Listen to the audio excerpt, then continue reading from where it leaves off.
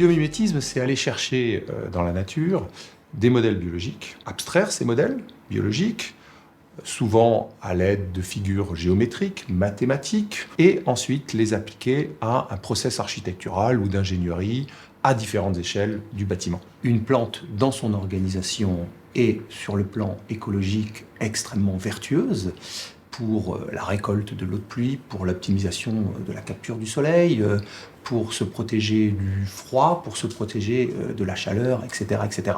Et d'un autre côté, nous avons des bâtiments qui, eux, sur le plan écologique, sont extrêmement toxiques. Ce n'est pas uniquement copier une plante, faire des bâtiments en ferme de plantes, mais aller chercher les process, les stratégies du vivant pour arriver à travailler des bâtiments et diminuer l'empreinte écologique. J'entends diminuer de façon significative l'empreinte écologique de ces bâtiments.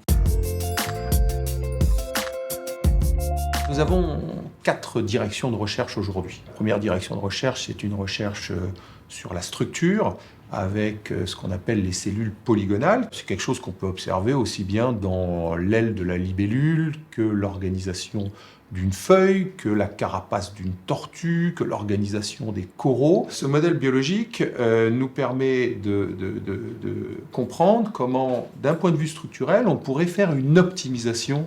On a un véritable intérêt à travailler sur des structures légères. Optimiser la matière, c'est évidemment moins de poids pour éviter les reprises en sous-œuvre.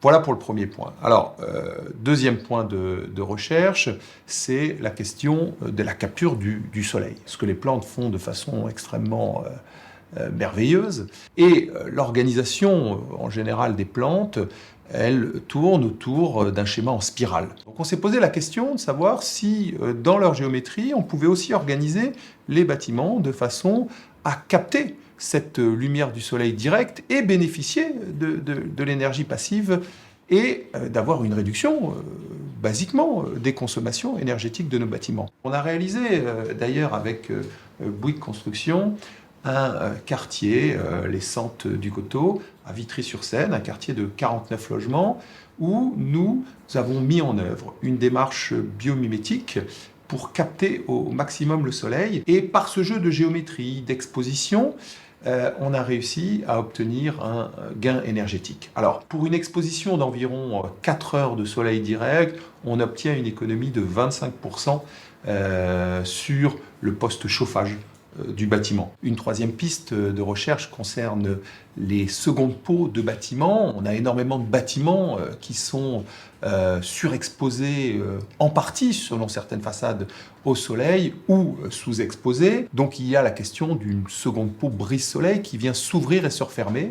On a utilisé le modèle biologique de la feuille de charme qui est extrêmement vertueux en termes de déploiement et de repliement. Enfin, la quatrième piste de recherche, c'est l'enveloppe des bâtiments avec le modèle biologique de l'écorce des arbres qui permet de faire de la rétention d'eau, d'avoir le développement de plantes, d'avoir une faune arboricole. On a travaillé sur une peau de bâtiment qui permet également de reprendre donc ces fonctions de l'écorce de l'arbre et de l'appliquer au bâtiment pour éviter le ruissellement et la problématique de l'imperméabilisation des surfaces qui est devenue aujourd'hui un problème de société.